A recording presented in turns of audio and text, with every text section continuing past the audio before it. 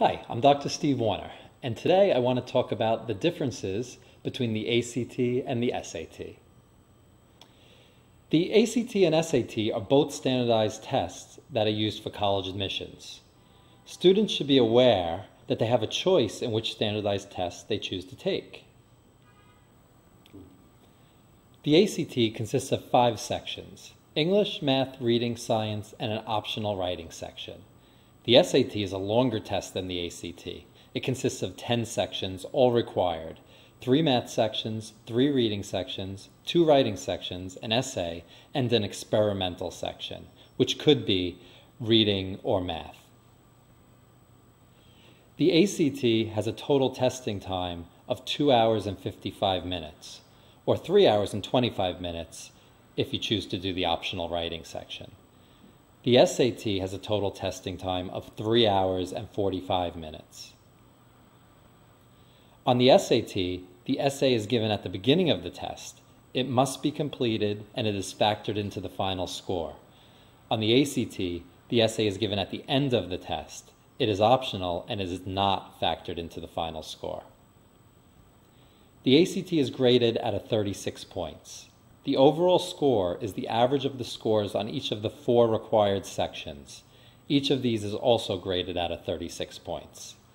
The SAT is graded out of 2,400 points. The overall score is the sum of the scores for reading, writing, and math, each consisting of a total of 800 points. Conversion charts are easy to find for comparing ACT and SAT scores. The ACT has a science section. The SAT does not. Very little knowledge of science is actually required on this section. It is really more about reading comprehension and interpreting data found in charts, figures, and tables. One of the math sections on the SAT has 10 free response questions, also known as grid-ins. In these questions, the student must give a numerical answer without having any choices to choose from.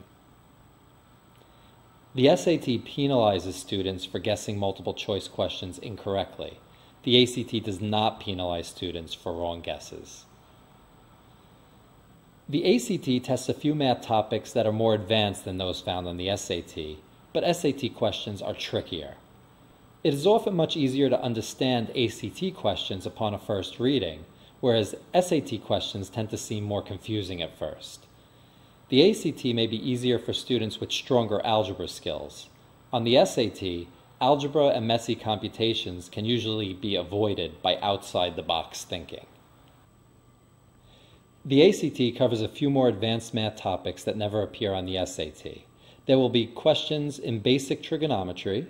You may have to use the laws of sines and cosines, and there may be a question or two on logarithms.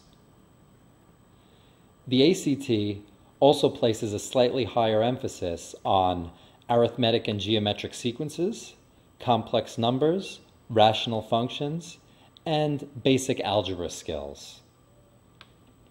The best way to decide which test you should focus on is to take a practice test for both the ACT and the SAT. I strongly recommend using official practice tests from the test makers themselves, preferably an old actual exam from each. Use a score comparison chart to compare your scores and you will see firsthand where your strengths lie. Once you decide which test you will focus on, make sure you take some time to prepare.